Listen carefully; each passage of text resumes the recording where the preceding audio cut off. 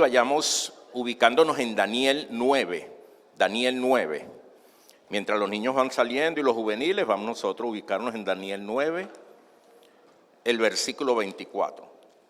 Hay un esquema por allí, no sé si lo han podido abrir. Pasamos allí. Entonces, allí podemos ver algo que ya hemos estado viendo.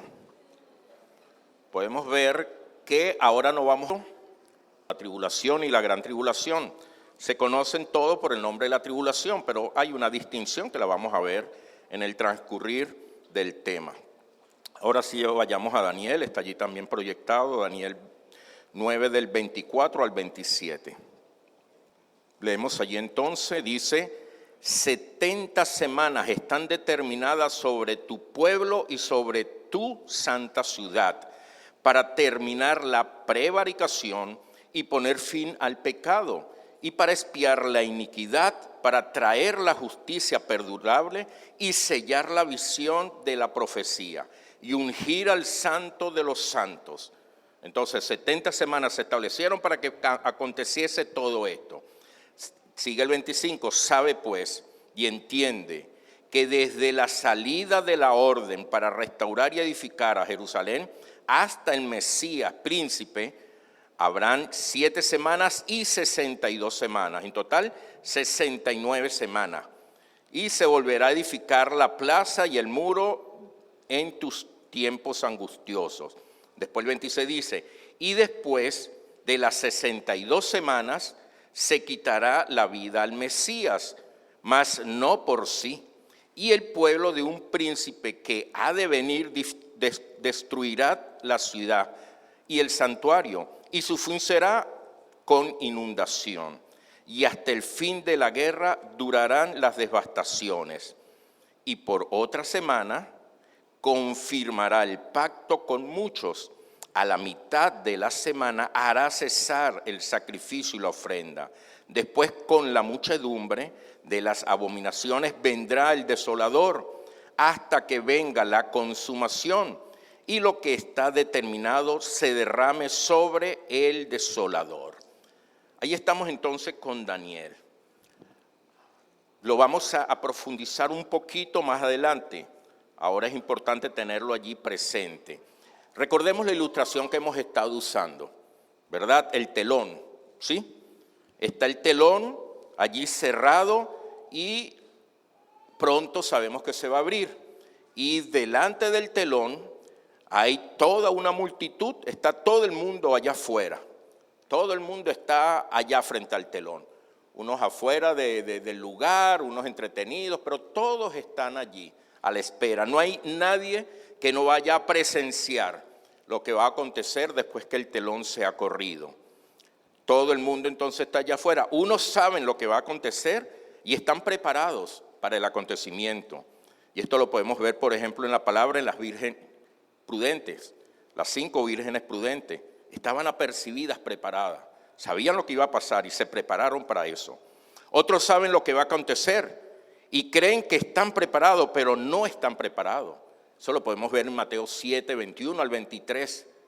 Cuando unos dirán: pero Señor, Señor, en tu nombre hicimos tal cosa, y en tu nombre esto, y en tu nombre esto.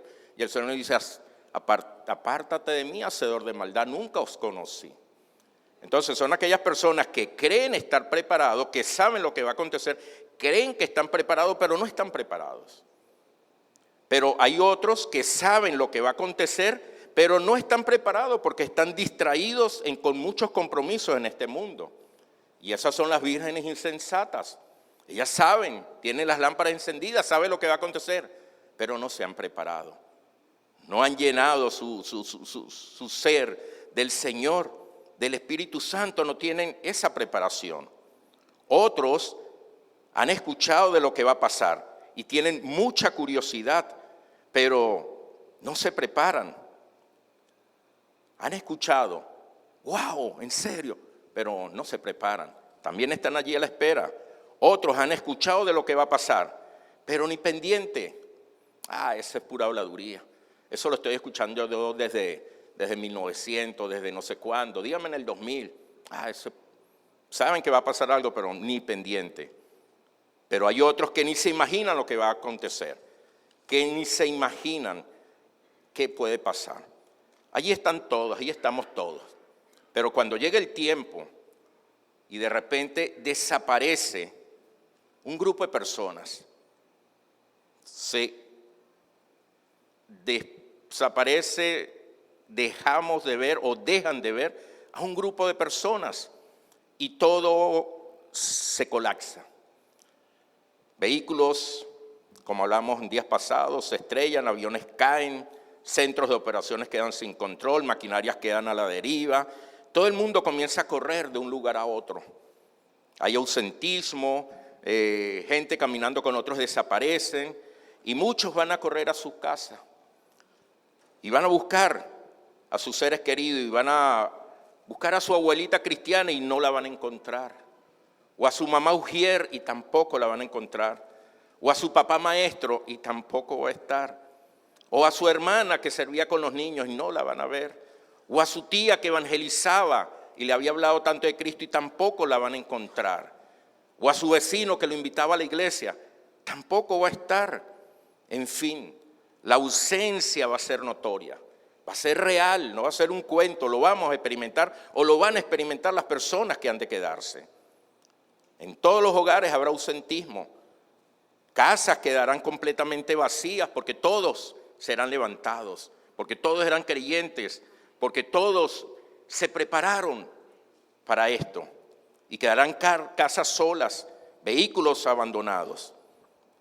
Y todo esto se experimentará porque fuimos arrebatados, es decir, el telón se acaba de abrir y acaba de comenzar la obra con gran drama. Eso es lo que tenemos que tener presente, que esto ha de abrirse. Nosotros no vamos a estar porque el telón se abre cuando la iglesia es levantada. Y cuando somos levantados y sacados de acá, entonces el telón es aperturado.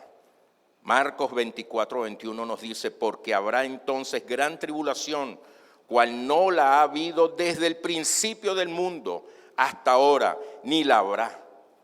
Está establecido entonces en la palabra este acontecimiento. Hermano, no es una religión, no es un cuento, no es algo que se inventaron, está escrito. Y si hay algo que nosotros tenemos la certeza, es que lo que está escrito se cumple, es verdad, no podemos dudar. Así que a la luz de este enfoque, vamos a analizar 3 puntos acerca de la tribulación. De manera breve, sabemos que el tiempo nos está corriendo. Vamos a ver 3 características, 3 propósitos y 2 tiempos acerca de la tribulación. 3 características. Entramos allí a las características de la tribulación. Ya la iglesia ha sido arrebatada, ya no está en la tierra, ya la iglesia está pasando por el tribunal de Cristo y preparándose para la cena de la boda, de las bodas del Cordero. Y mientras tanto, ¿qué está ocurriendo aquí en la tierra? La tierra ha iniciado y está viviendo una de sus peores agonías, inimaginable, incomparable con todo lo que ya hemos vivido.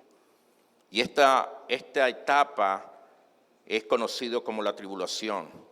Y ese tiempo de angustia y terror vendrá después del arrebatamiento de la iglesia. Y será el periodo más intenso, de mayor sufrimiento que el mundo haya podido conocer.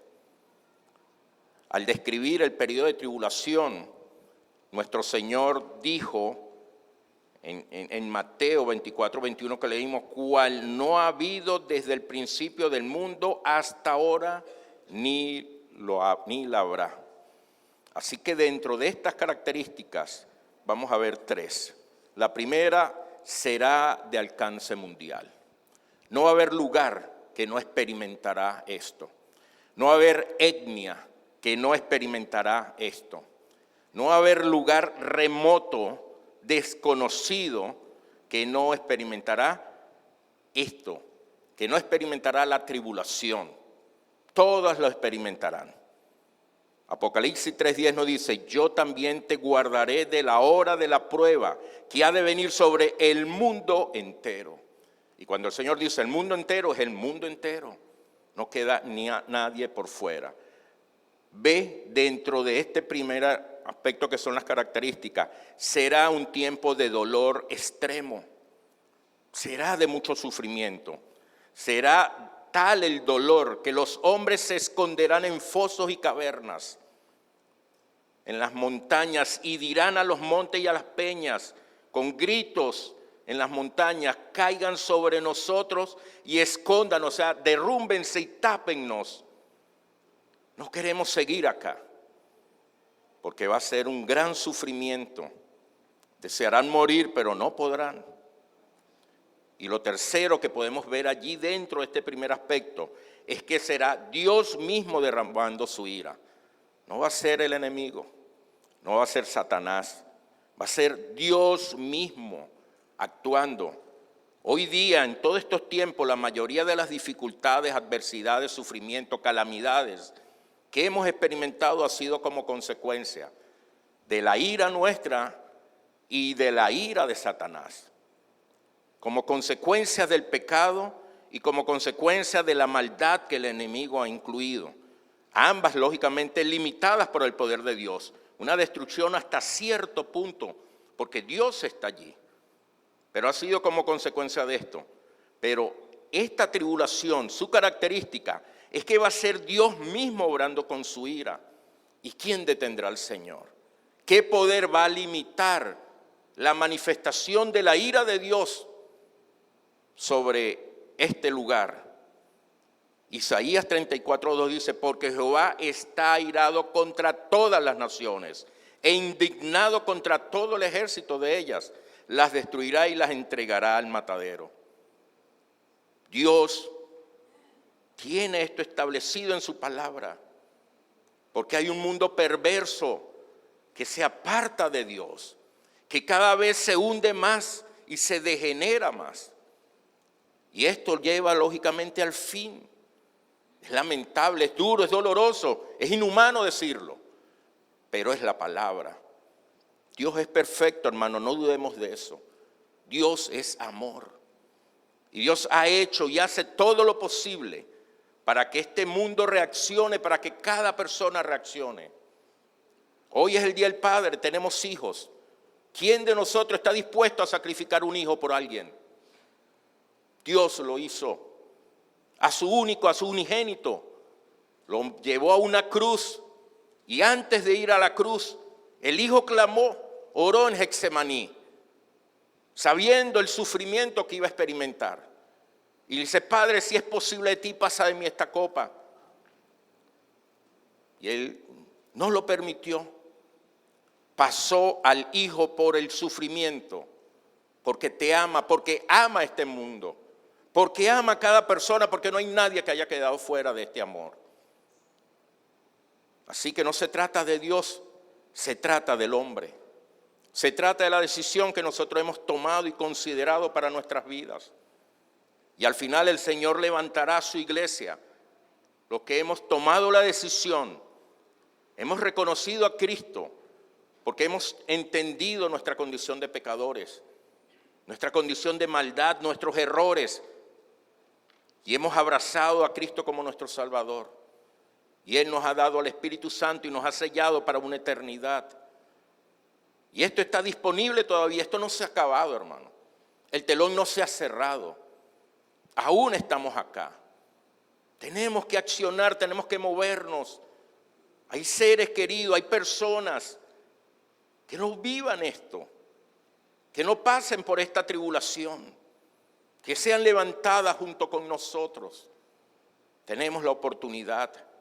Lo segundo que podemos ver allí es el propósito de la tribulación.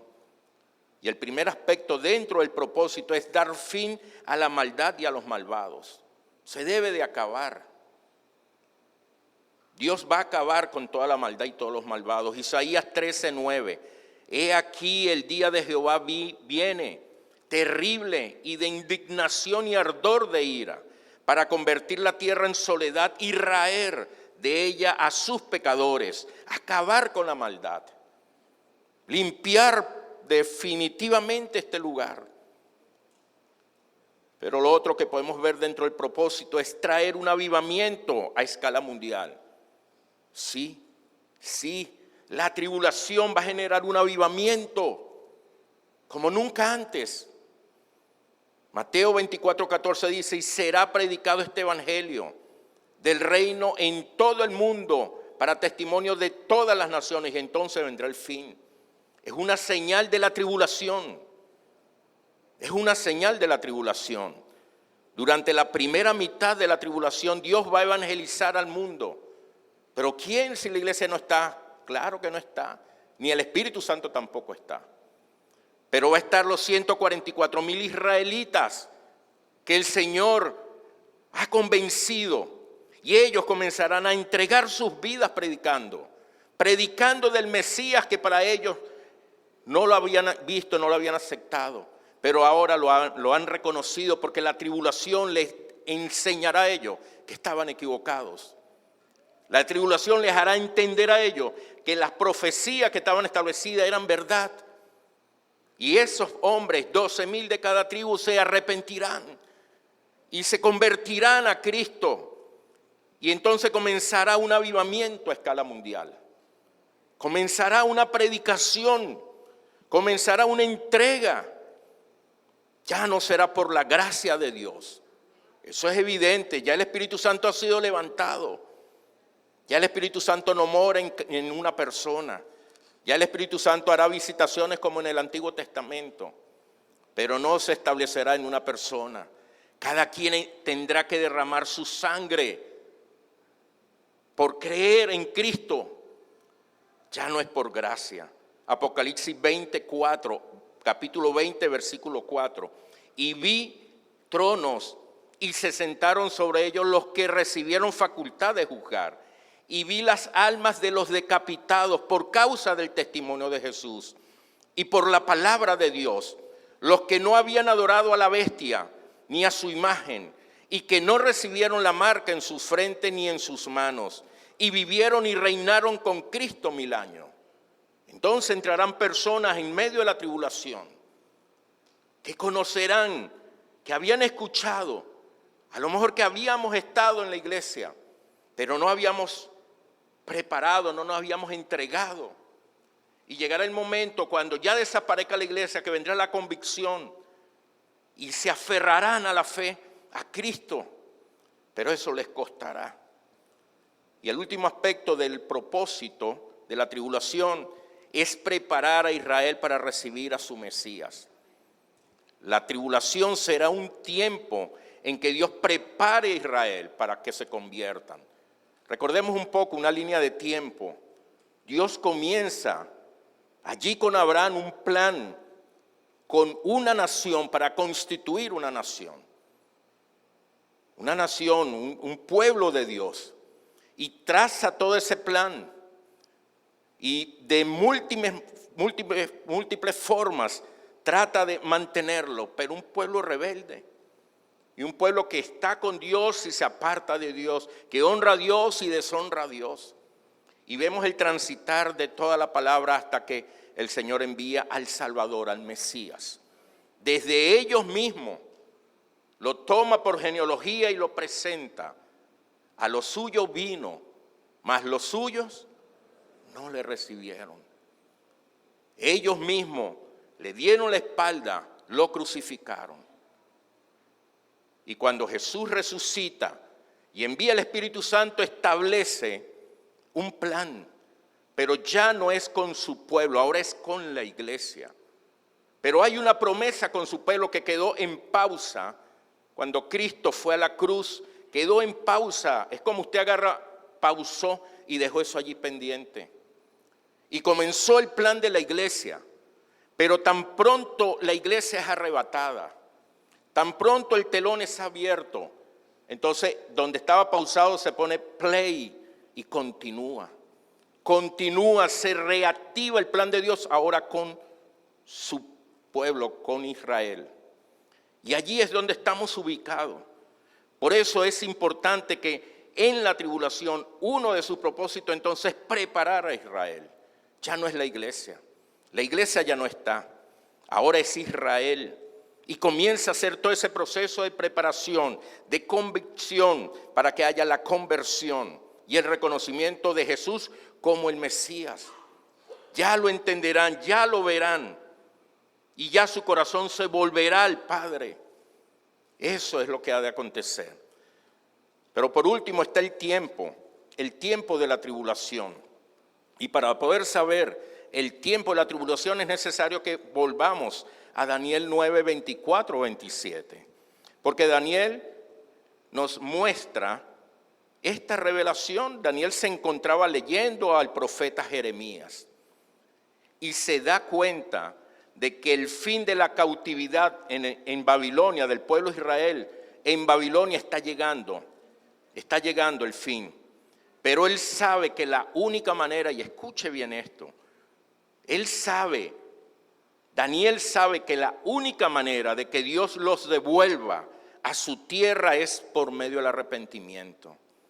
Así que la única manera, amado amigo, visita, hermano, la única manera para que nosotros, el Señor nos introduzca en su iglesia es por medio del arrepentimiento. No es por medio de una religión, no es por medio de un sentir, no es por medio de que, Señor, en tu nombre hice esto y aquello. No, es por medio del arrepentimiento. Y esto lo sabe Daniel. Y Daniel comienza a orar y lo podemos ver allí en Daniel. Una oración profunda, desgarradora, confesando los pecados de su nación.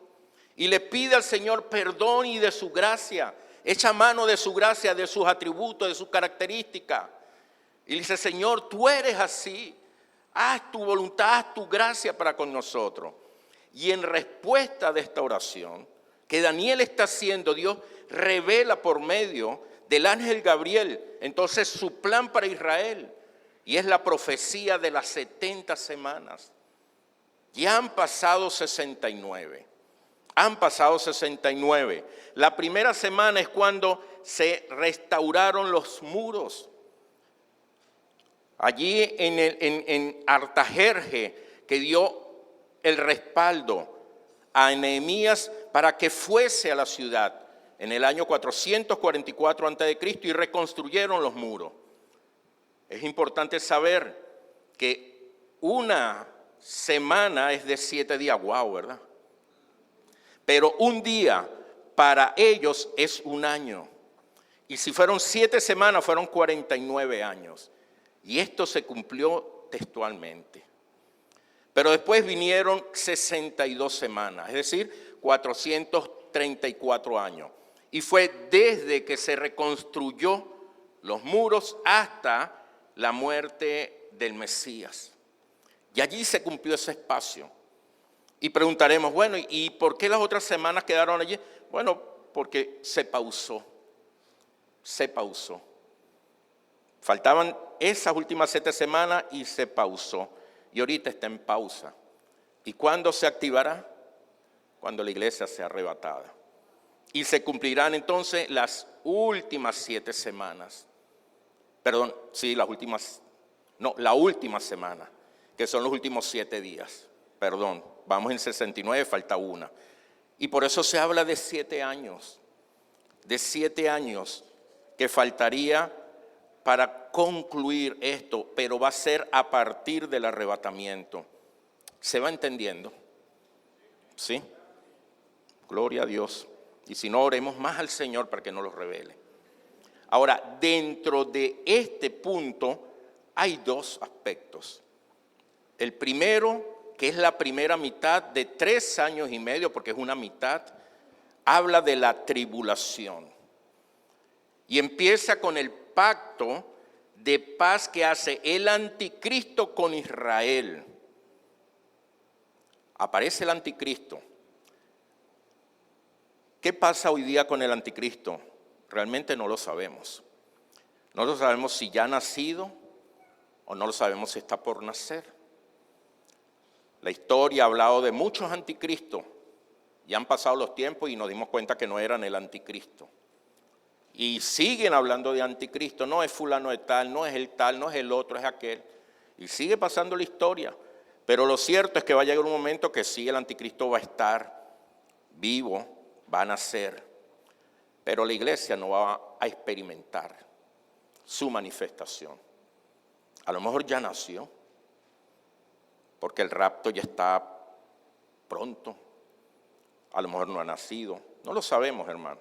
Pero lo cierto es que se va a manifestar, ya cuando el telón se abra, cuando la iglesia no esté, se va a manifestar. Veamos, solamente voy a nombrar, por cuestiones de tiempo, solamente voy a nombrar algunos eventos o personajes de esta primera mitad. El primero es que surge el anticristo con una confederación de 10 naciones. Va a ser un hombre que se va a manifestar con la paz del mundo, especialmente con Israel, y van a haber 10 naciones, y en la Biblia lo encontramos como los 10 cuernos, que se van a unir a él y van a hacer esa confederación para la paz mundial. Eso lo podemos ver en Daniel 7, en Apocalipsis 12, 13 y Apocalipsis 17. Otro aspecto, se va a manifestar el juicio de los 7 sellos. Comenzará a destaparse cada uno de los sellos. Apocalipsis 6 nos da el bosquejo de estos 7 juicios con cada uno de los sellos que se van destapando. Solamente voy a nombrarlos. Mateo 24 también nos habla, y 1 Tesalonicenses 5 también nos habla. Jeremías 30 también nos da algo de información. Después, el ministerio de Elías. Muchos creen que este es un hombre con espíritu y poder que tuvo Elías, y testificará de Dios a la nación de Israel. Y allí entonces empezará a haber la convicción de Israel acerca del Mesías. Entonces se va a levantar un ministerio, ¿verdad?, como el de Elías, y predicará al mismo Israel.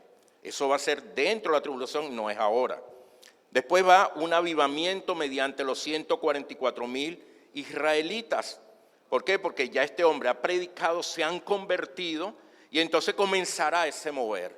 Comenzará toda esa predicación y comenzarán todas esas persecuciones. Después se manifestará el juicio de las trompetas. Ya comienza a manifestarse con mayor peso la ira de Dios a través de cada una de estas trompetas.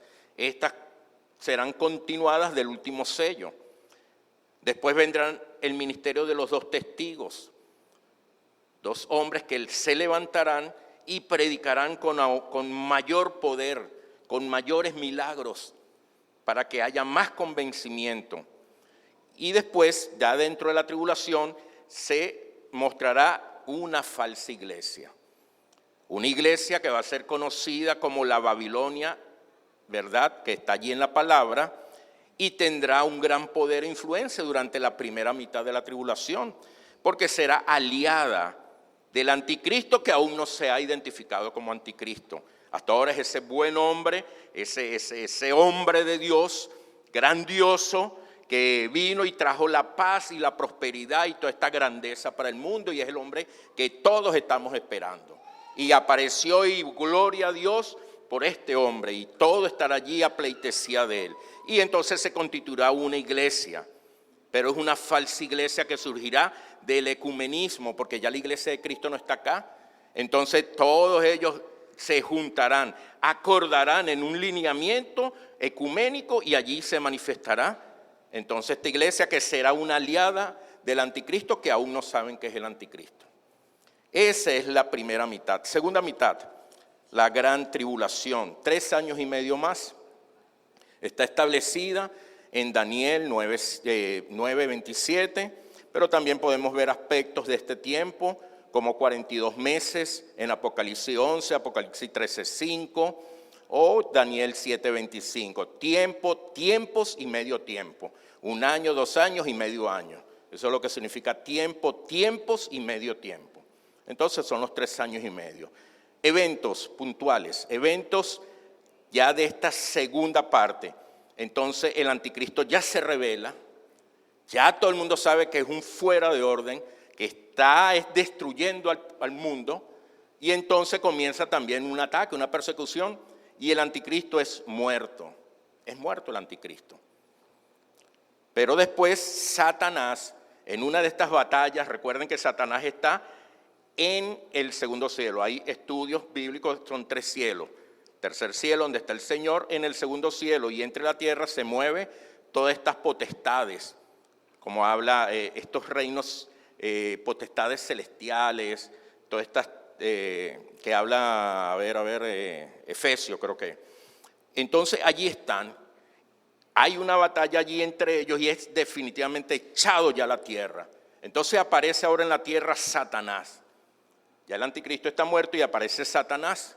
Recuerden algo, Satanás es un imitador.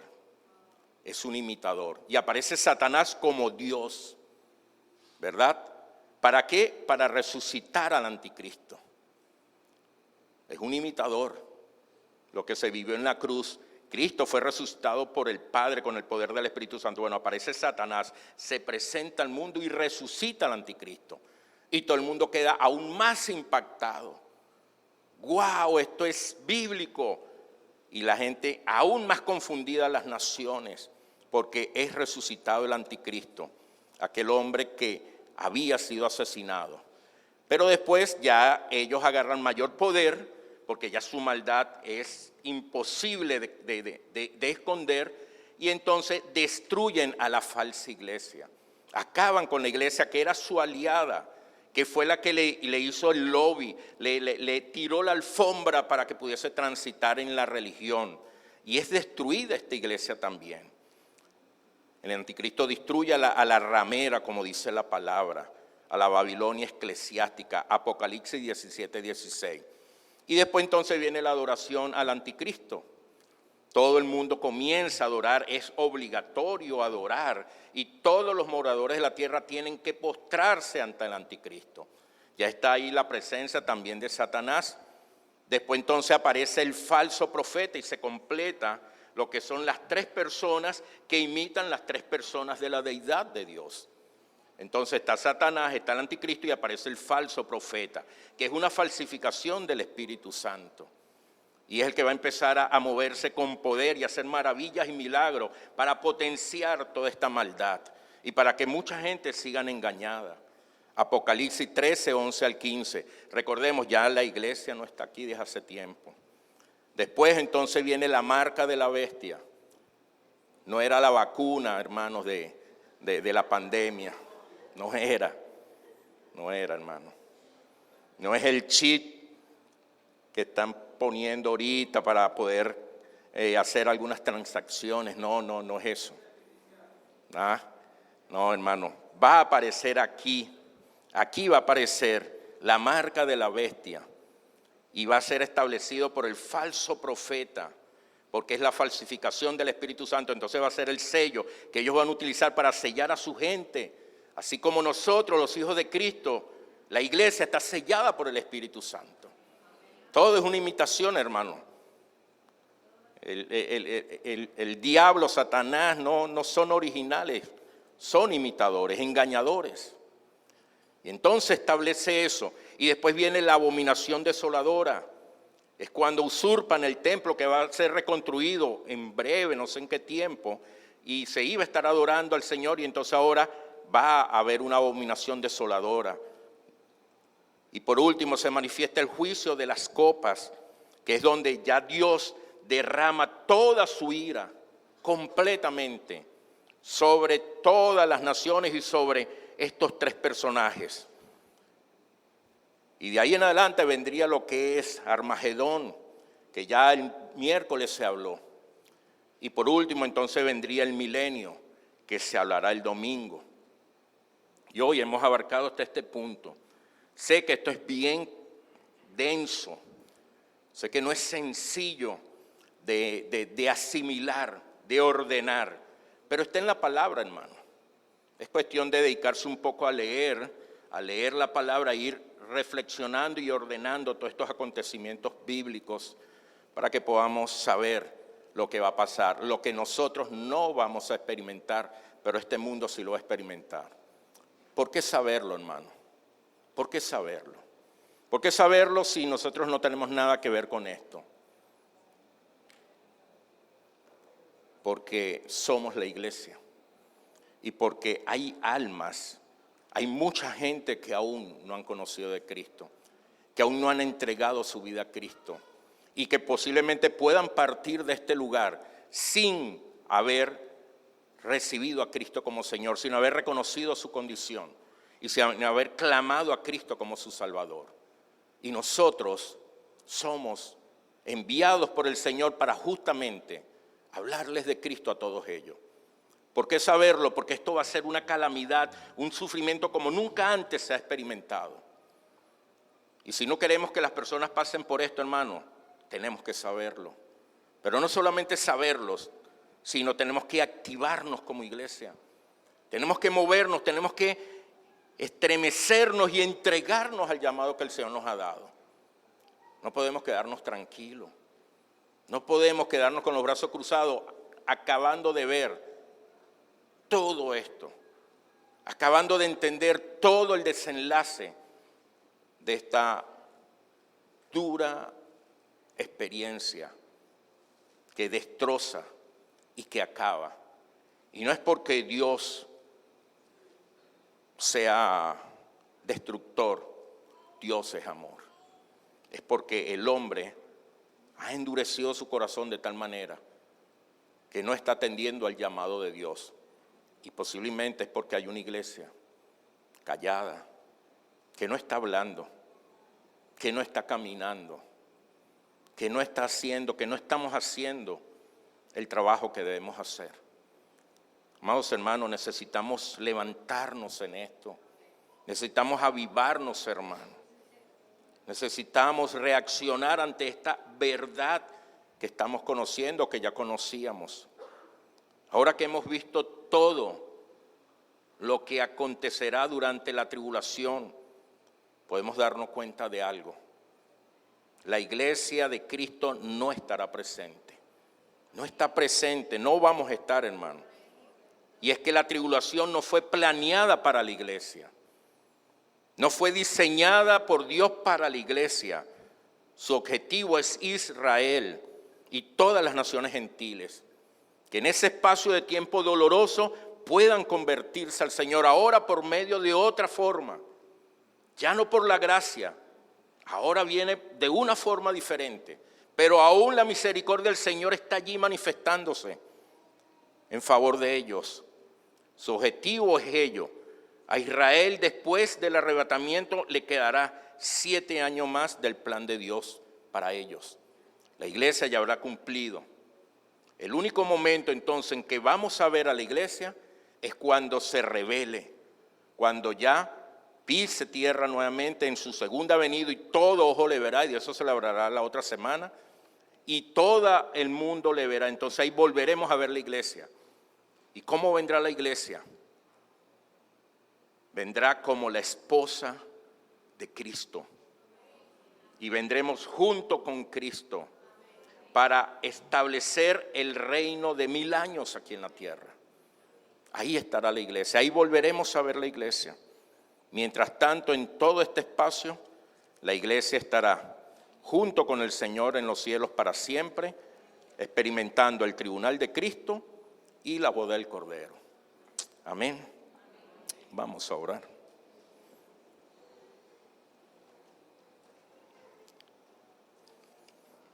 Señor, gracias, Padre. Gracias, Señor, por tu palabra, Señor, porque nos permites entenderla por tu Espíritu Santo que se revela, Señor, que nos las muestra, que nos las hace ver y que nos las aclara de tal manera, Señor, que no tengamos dudas de lo que dices y de lo que ha de acontecer, Señor. Gracias, Padre. Gracias por habernos escogido. Gracias por ser iglesia, Señor. Gracias, Padre, porque nos has sellado con tu Espíritu Santo y estamos a la espera de tu pronta venida, Señor. Te pedimos, Señor, que nos avives de tal manera, Señor, que no podamos, Señor, tener esa tranquilidad pensando en las personas que aún no te conocen, Señor. Que podamos tener esa incomodidad, esa inquietud, ese denuedo tuyo, Señor, esa valentía para hablarle a cada persona, Señor, de ti. De una u otra manera, Señor, tú nos darás la forma, pero que llegue tu evangelio, que sea predicado tu evangelio, Señor, para que muchos puedan tener esta oportunidad como nos las has dado y podamos reconocer y puedan reconocerte como el único Salvador de sus vidas, como el Señor. Ayúdanos, Señor. Ayúdanos, Señor, a no adormecernos en estos tiempos finales. Sabemos que has de venir. Padre, que seamos prudentes como estas vírgenes que se prepararon, se abastecieron. Que no nos descuidemos, Señor. Que no nos descuidemos por nada, Señor. Que tu Espíritu Santo nos llene de tal manera, Señor, que podamos fluir en tu nombre, Señor, y manifestar el fruto tuyo, Señor, y podamos mostrar y dar testimonio de ti, Señor. Gracias, Padre. Gracias, Señor. No somos merecedores, no somos dignos, Señor. No somos mejor que otros. Es por tu gracia, Señor. Porque colocaste tu mirada en nosotros, Señor. Porque enviaste a alguien, porque nos hablaron y porque nos hiciste entender, Señor. Te lo pedimos, Señor, para con otras personas, para que sea conforme a este plan en muchos, Señor, y que podamos ser nosotros tus instrumentos para hablar de ti, Señor, y testificar de ti, Señor. Gracias, Padre. Y mientras seguimos orando allí como iglesia, es oportuno seguir orando. Quiero hablarle a las personas que hoy nos visitan, que nos honran en gran manera de tenerle en medio nuestro. Pero has venido aquí con propósito.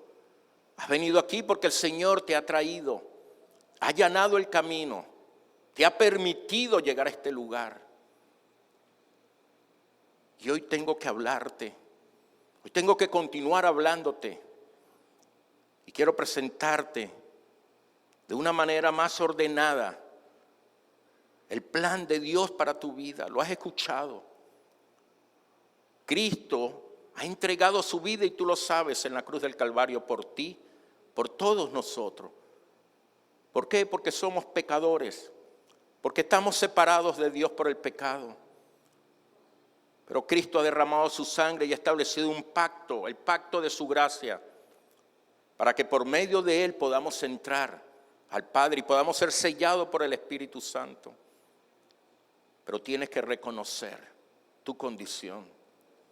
Es necesario que reconozca que eres pecador como lo somos todos, que hemos fallado, que hemos cometido muchos errores que no han agradado a Dios y que lo han deshonrado en muchas veces.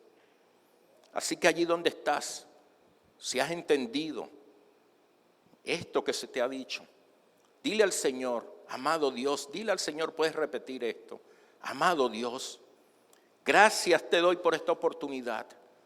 Reconozco, dile al Señor, que soy un pecador, que he vivido bajo mis deleites, mis placeres, haciendo las cosas como a mí me place, como yo creo, conforme mi carácter, tratando a la gente como yo pienso. Pero muchas veces he herido, he pecado y lo he hecho de manera inadecuada. Dile al Señor, te pido perdón, Señor. Dile, me arrepiento de todos mis pecados y te acepto como mi Salvador. Entra a mi vida, que tu Espíritu Santo me salve, me selle para poder estar junto a ti por toda la eternidad. Gracias, Padre. En Cristo Jesús he orado. Amén, Señor.